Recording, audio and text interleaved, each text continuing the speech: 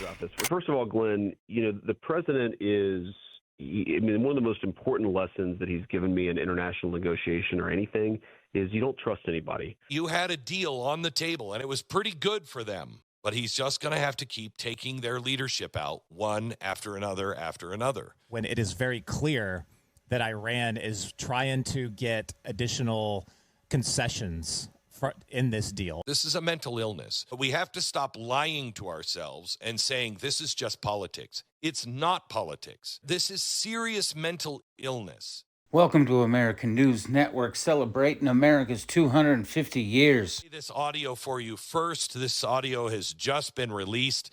It is starting to go viral on the internet about 40 minutes ago. I want you to listen to it. And Jason, if you will give us the translation, go ahead. This is in Farsi, and this was just heard in the Strait of Hormuz. And we now have verification. It is coming from the IRGC. What are they saying here, Jason? So the New York Post has, as you were just talking about, has verified that this is coming from maritime radio channels from the IRGC. And what it says is, quote, since Israel's withdrawal from Lebanon and the complete lifting of the naval blockade and the withdrawal of American terrorist forces from the Persian Gulf and the region are among the main conditions of the agreement between Iran and the United States, the Strait of Hormuz will remain closed until these two conditions are met. All ships are ordered not to approach the strait for their own safety and health.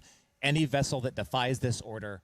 Well, if anything, you're going to have to appreciate the balls on this country. Golly. What do you think Trump's going to do?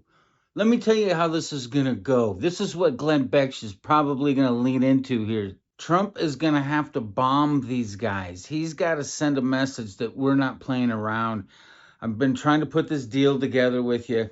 You're using the Hezbollah proxy with Israel as a blunting mechanism with this negotiation. Trump, okay, if nothing else, the question is, what should Trump do? And I think this is very obvious. He's probably got people right now in the White House gathered together, putting together an ABC scenario. A, we're going to go in. We're going to start dropping bombs. We're going to hit a few key sites. Plan B is, how are we going to wait for them to reciprocate? And then plan C is, we're going to strike them again on the places that they are going to come at us from. Watch what happens, this ABC plan. I think it's interesting how this works out because we hit them, we see how they retaliate, and then we hit them again. It's fantastic. But let's listen to hear what Glenn Beck says about the rest of this. Is Trump going to respond to this? I have to tell you, if indeed it is what the New York Post is now saying, it is coming from the IRGC, he has no choice. He has absolutely no choice but to bomb the snot out of the IRGC. He has to. That is not what this agreement says. And, before the ink is even on the paper, they're in violation. And by the way, this whole thing about Israel, Israel was responding.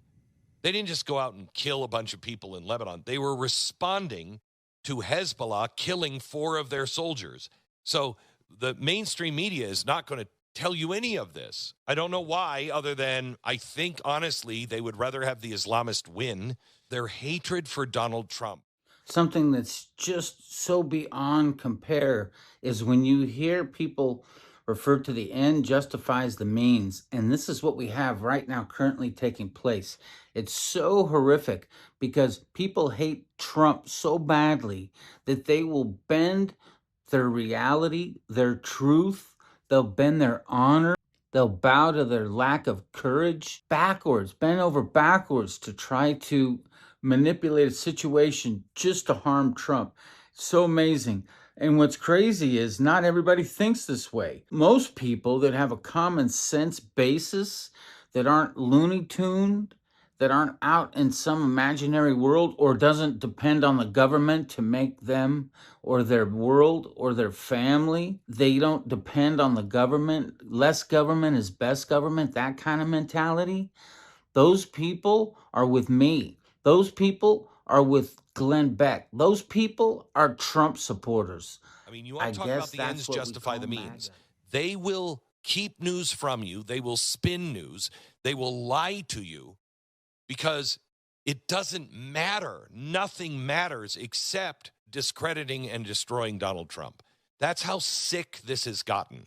I mean, I can understand you don't like him, but when you are propping up Hezbollah just because you can't have Donald Trump win, I mean, you've lost your mind. You really should be committed into an asylum. You have crossed the line. Your insanity has gotten dangerous. This is a mental illness, but we have to stop lying to ourselves and saying this is just politics. It's not politics. This is serious mental illness. What does the president do? Jason, what do you think? How is he going to respond? It's a good question. He's done everything in his power as of the past few months to, quiet hostilities and get them to the negotiating table. I really don't know how you do that when it is very clear that Iran is trying to get additional concessions in this deal. And what's amazing on this is, you should today, with this example, you should be getting multiple exposés from the mainstream media talking about just who Hezbollah is. Why are these attacks happening? Because they usually just frame it as, well, Israel's attacking Lebanon. Well, they're attacking Hezbollah chiefs, Hezbollah operatives, Hezbollah troops. But who is Hezbollah? What does that have to do with Iran? They will expose themselves. If they truly are the 12ers that I think they are, Donald Trump is just going to have to take them out one at a time. But he's just going to have to keep taking their leadership out one after another after another. The world can't live like this. You had a deal on the table, and it was pretty good for them. What is that signal? What does that tell you now? If they can't accept that deal that you didn't like, America didn't like, if they couldn't accept that deal, then all they care about is hastening the return of the promised one. They are apocalyptic in their views. They are end times kind of people, and you can't deal with the IRGC. You cannot negotiate with people like this. Look at all of the time and money that has been spent. Look at all of the hassle. Look at all the arguments. Look at the carbon footprint that we have spent flying back and forth trying to put a peace deal together. For what? Can't deal with these people. They're absolutely out of their mind nuts. Ricky, what did Vance say on Monday when I asked him about, can you negotiate with people who are 12ers? Do you remember what he said? I'd say a few things about this. First of all, Glenn, the president is, one of the most important lessons that he's given me in international negotiation or anything is you don't trust anybody. I don't trust the words. I don't trust the commitments, though they have committed to stop funding terrorism and to stop, building or buying a nuclear weapon. Those commitments are there, but I trust people's actions. And so the way that we set up that deal, given the president's directives, is if they perform the things that they say they're going to perform, then they get a lot of relief. And if they don't perform any of those things, then they get nothing. And for the United States, either way, Glenn, we're in a great position. They don't get 1 cent of American money regardless of how this deal takes place. They don't get any sanctions relief unless they perform. But we got the Straits of Hormuz open. Oil is now down below $80 today. We have their military still destroyed, their defense industrial base still destroyed, their nuclear program still destroyed. And now the president's saying, you know what, if you want to behave like a normal country, we're going to treat you like a normal country. And if not, the United States still has all the cards, and there's no skin off our back for entering into this negotiation. One of the first things we learn about communism is that term, the end justifies the means. And it's an evil concept because it lacks God, it lacks Jesus, it lacks Christianity, and it lacks justice for all. It is a biased, unregulated term that the communists use to cudgel against anything that goes against it.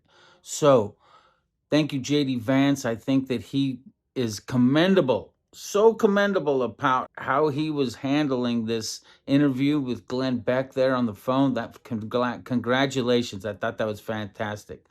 Thank you, America. Thank you, Americans. And we will see you on the next one.